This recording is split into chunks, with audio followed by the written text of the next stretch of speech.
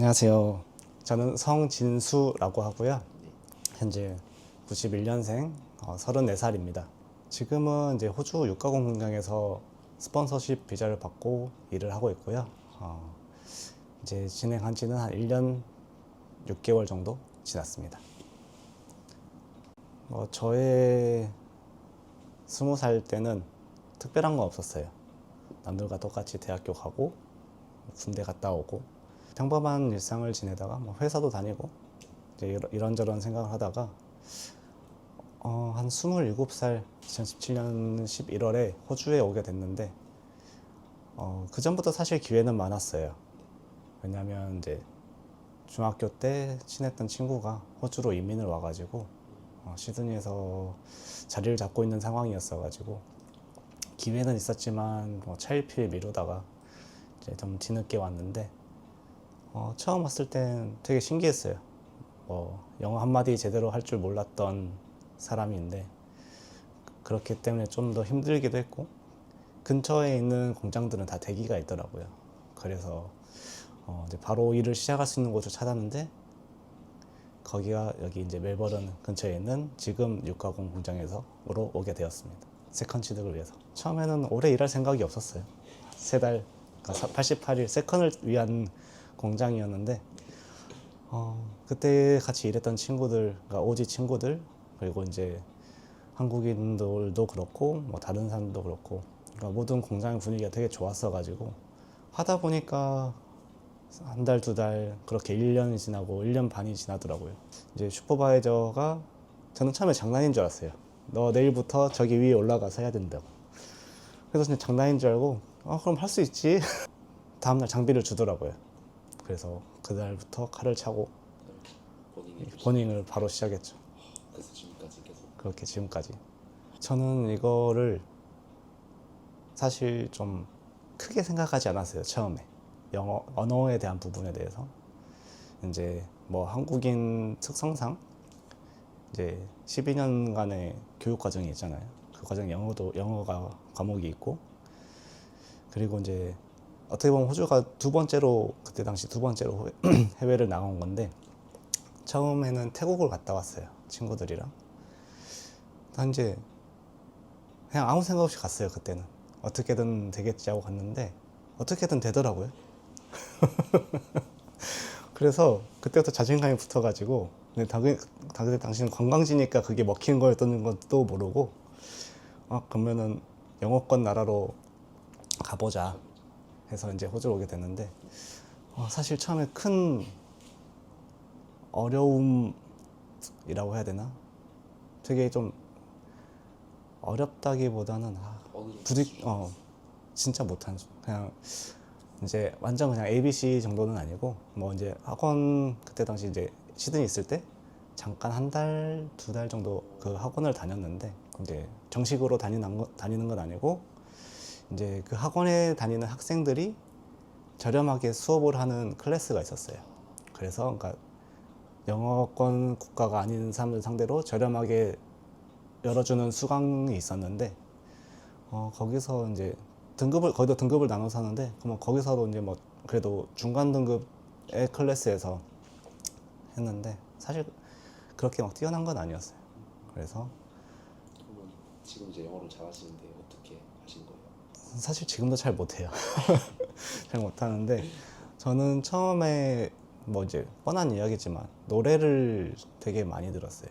원곡을 듣진 않고 이제 커버를 한 사람의 노래를 많이 들었는데 그 유튜버가 되게 목소리도 맑고 이제 가사 전달력이 있어가지고 이제 그 노래 가사를 번역본도 봐보고 이제 가사를 보면서 같이 불러도 보고 이제 그렇게 차근차근 했던 것 같아요. 또 좋아하는 영화들도 저는 되게 반복해서 보는 걸 좋아하거든요.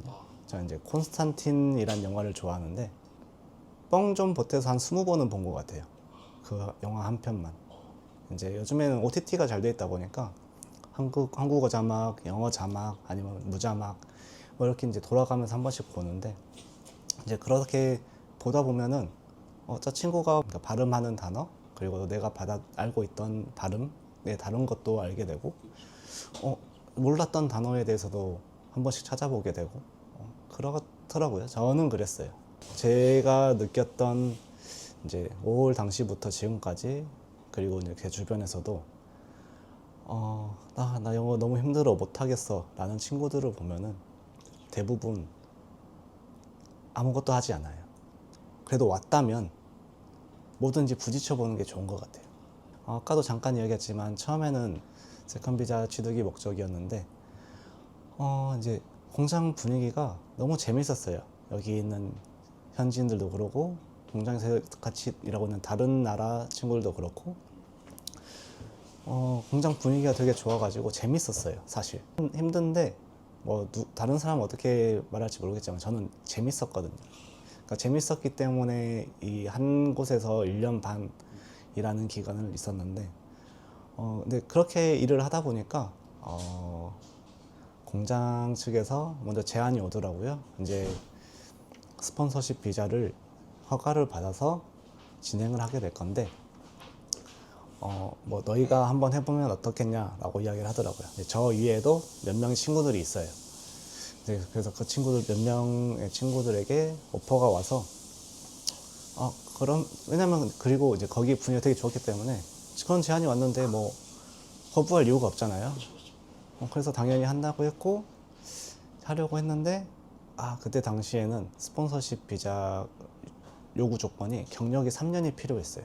근데 사실 5월 와가지고 이제 비자 채우러 왔는데 경력이 있는 사람이 어디 있겠어요. 여기가 처음인데. 그러다 보니까 제 요건으로는 채울 수가 없어서 그때 당시 이야기했던 게 그럼 한국에서 남은 기간을 경력을 채워서 진행을 하자 였거든요.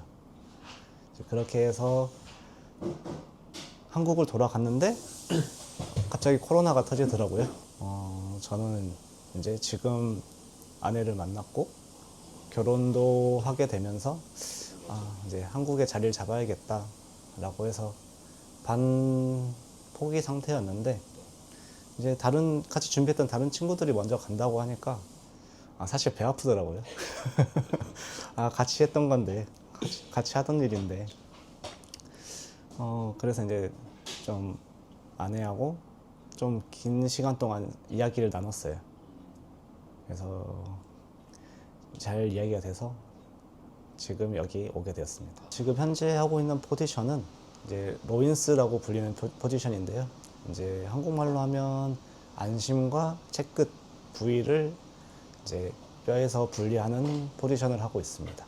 스폰 비자에 필요한 게 경력, 그리고 기술에 대한 증명, 그리고 영어 점수, 요 세 가지가 핵심인데 경력 부분은 지금은 이제 SID, 스킬 인 디맨드 비자로 바뀌면서 경력이 1년으로 된 걸로 알고 있는데 아마 이제 이 부분은 대부분 워홀러들이라면은 웬만하면은 욕심만 있다면 충분히 채울 수 있는 기간이라서 이제 그 다음은 스킬 어세스먼트, 이제 기술 평가 부분인데 이 부분은 이제 국가에서 관리하는 거랑 그다음에 이제 공장 자체에서 어세스먼트를 진행할 수 있는 공장들이 따로 있어요.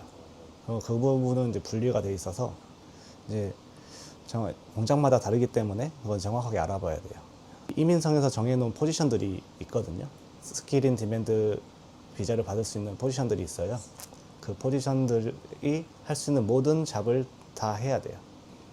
그거를 이제 공장에서 어세서가 있으면은 그 어세서가 전 과정을 다 찍어요. 동영상으로 촬영을 해서 그거를 증거 자료로 제출해서 심사를 한 다음에 이제 증명서가 나옵니다. 그걸 가지고 신청을 하는 거고, 그 다음에 영어. 제일 힘들죠, 한국 애들한테 영어.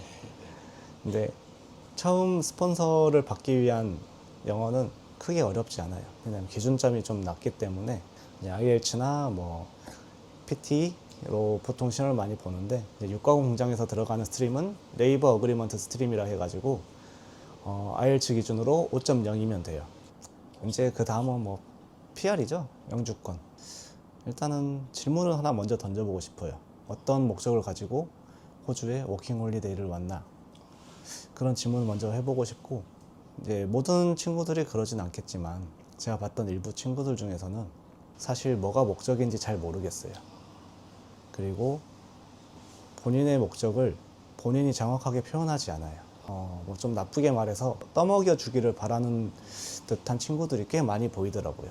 그래서 그런 목적에 대해서 한번 고민을 해보고 한번 정확하게 그리고 여러 가지 경험을 하면서 호주에서 지내보는 거를 좀 추천해주고 싶어요. 꼰대스러운 말이긴 한데 아는 만큼 보인다고 본인이 경험해본 만큼 그걸 느끼는 것 같아요. 저는 그래서 다양한 것을 좀 해보라고 이야기해보고 싶어요. 저에겐 태어난 지 한 달이 간 넘은 아들이 있습니다. 제 아이가 생기다 보니까 전보다는 책임감이 더 체감이 되는 것 같아요. 저는 도전에 대해서 굉장히 긍정적으로 생각을 해요. 왜냐면 쉬운 일은 아니거든요. 이제 이 일 자체가 쉬운 일은 아니어서 목표를 가지고 있다면은 포기하지 않았으면 좋겠어요. 이 일 굉장히 힘들어요. 느껴보지 못한 힘듦을 느낄 거고 몸에 데미지도 많이 누적되는 일이고 대신에 목표를 가졌으면 포기하지 않았으면 좋겠어요.